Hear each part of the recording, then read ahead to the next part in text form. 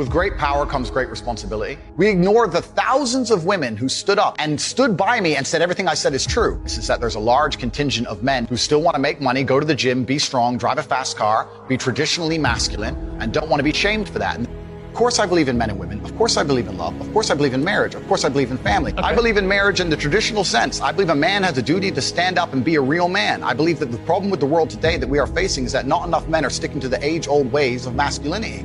I believe that me standing up and saying a man must protect a woman and provide for her, so he needs to make sure that she's safe. He needs a degree of authority. I believe women are sovereign individuals and they can make any choice they so desire. If someone comes to me and says I'm clinically depressed or I feel very, very sad, I would say the first thing you need to do is stop accepting the identity of a clinically depressed person. Stop accepting you have no control over this. And what you need to do is stop identifying that way and let's work together to try and fight. I believe that it's not healthy to hand over all your power and believe that depression is an outside disease that you can't affect. I believe that feeling depressed is real.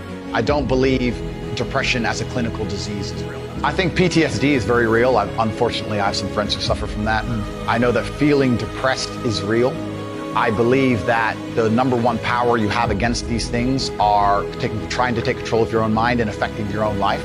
I've lived a very difficult life, and I know people who have, that the things that made them feel better is when they woke up and said, you know what, I'm not going to allow this to damage me anymore. I'm going to take responsibility. I'm going to get up and I'm going to fight this as hard as I can. Thousands of people who have emailed me saying, my doctor told me I was clinically depressed and it's a disease that I have got in my brain and I can't be fixed. And I started listening to you and I realized that that's not the case and I can fix my own life and you're the only person who has ever helped me. I had a guy who emailed me saying he was clinically depressed and he was going to kill himself. And he said he lost his girlfriend. That's why I became clinically depressed. I said, listen, go to the gym, get a six-pack first. Once you've got a six-pack, email me again. I obviously am not a psychiatrist, I'm not a doctor. I told him, because I replied to my emails. I said, have you been to a psychiatrist? He said, yes, I'm clinically depressed. I've been on these pills, this amount of time. I'm on antidepressants and it doesn't work.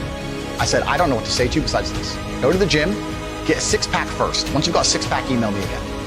If you still feel like killing yourself, I don't know what else to say. I'd say, strong body is a strong mind, go train. He went, he started sending me progress pictures, emailing me him getting in better and better shape, and eventually got a six-pack. He's now a professional bodybuilder. And he said, I can't believe I was considering that. I feel so much better, etc.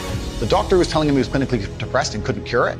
He started taking control of his own life, and now he felt better. That if somebody has depression of any kind, whether it's clinical, whether it exists or not, whether they feel depressed or not, whatever, that taking control of their life, taking personal responsibility, and working hard is always going to be the positive, best thing they can possibly do. My content existed because I tried my very hardest to be an absolute and utter realist, especially with uncomfortable truths. I don't want to be seen as a negative influence in the world. I know that there's a whole bunch of men. I get thousands of emails a week from men whose lives I've saved. I get thousands of emails a week from men who are on the verge of suicide and I've saved their lives. The government is not capable of helping the poor.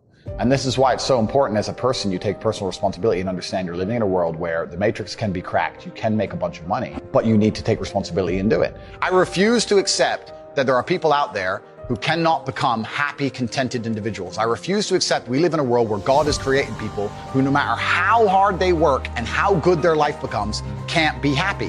I don't accept that. I accept that the universe is a very giving place and that God loves all of us. And if you try your best and you work hard, you can become a better person. Of course, money can't buy happiness. I agree. But money is the third most important thing in the world. First is your health, because you have nothing, you're going to die. Second is your relationships, because you need love and family. That matters the most. But money can buy everything else. So money's the third most important thing. People should, even if they haven't got a penny in the world, should be going to these meetings about real estate, about investing, especially if it's cheap, they should go. Just meet other people who at least have money. Have conversations about money. Talk about it. How are you going to get what you don't talk about? The average people come to me and say, what do I do? I'm just the average guy. And my only answer is stop being the average guy. It's my only answer. You can't just be the average guy anymore. The idea from the 1950s that you can just be the normal, average, law-abiding, hard-working citizen and you'll have a good life is gone. Any man out here who goes, I'm just going to work hard, do my bit, and obey the laws, and I'll have a good life. No, you won't. No, you will not. None of these people are getting these things by following the path the system is trying to make me follow. And everybody intrinsically knows this.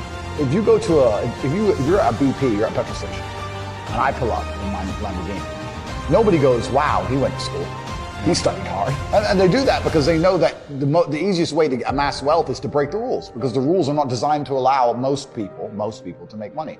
I'm telling the younger generation that if they don't get up and work hard and make sure that they're important, that the world's not going to give a about them. 99% of my content was aimed at men telling them the truth, saying that as a man, you're born with no inherent value.